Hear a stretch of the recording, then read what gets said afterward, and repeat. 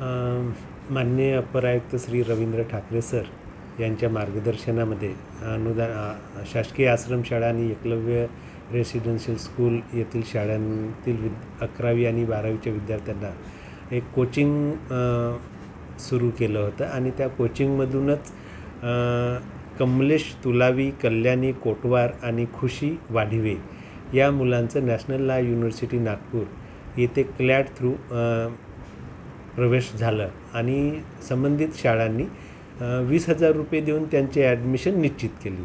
मात्र national law university Nagpur यांची fee 3,65,000 रुपये आहे आणि सदर विद्यार्थ्यांचे पालक हे गरीब परिस्थितीतले शेतकरी शेतमजूर आहे आणि त्यांना 3,65,000 भरणं शक्य नव्हतं आणि 14 मे ही शेवटची तारीख होती.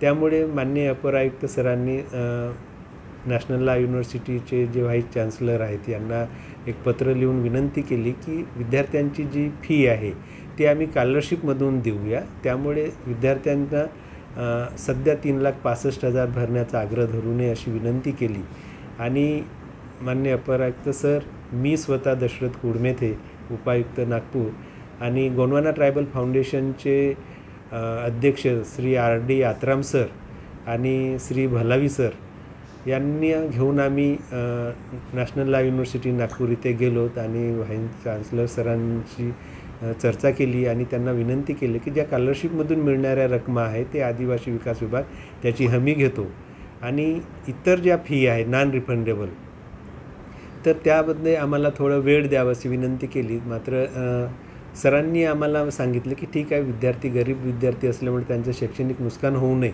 म्हणून तूर्त तुम्ही 50,000 रुपये भरा आणि बाकीच्या ज्या फी आहे तुम्ही स्कॉलरशिपमधून द्या आणि निवास भोजनाचे जे आहेत 45,000, 90,000 ते तुम्ही नंतर द्या असं आम्हाला सांगितलं. त्यामुळे गोंडवाना ट्रायबल फाउंडेशननी सदर तिन्ही विद्यार्थ्यांना 50,000 अशी 1.5 लाखाची मदत केली आणि त्या विद्यार्थ्यांची प्रवेश निश्चित झाला. मी गोंडवाना ट्रायबल फाउंडेशनचे खरंच खूप खूप आभारी आहे की त्या गरीब विद्यार्थ्यांचं पुढील शिक्षणाची सोय करून दिली. सर, यापूर्वी अशी परिस्थिती होती का विद्यार्थ्यांना मदत करण्यासाठी आणखी काय करू शकतो आपण?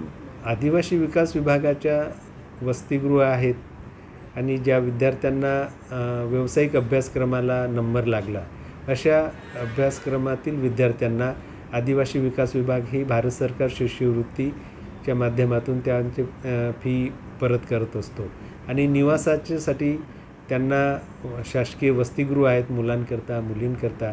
याशिवाय ज्या विद्यार्थ्यांचा नंबर वसतिगृहात लागलेला नाही अशा विद्यार्थ्यांकरता स्वयं नावाची योजना आहे ज्याच्यातून विद्यार्थी बाहेर रूम करून राहतात आणि त्यांना राहण्याचे आणि जेवणाचे पैसे शासनाकडून मिळत असते.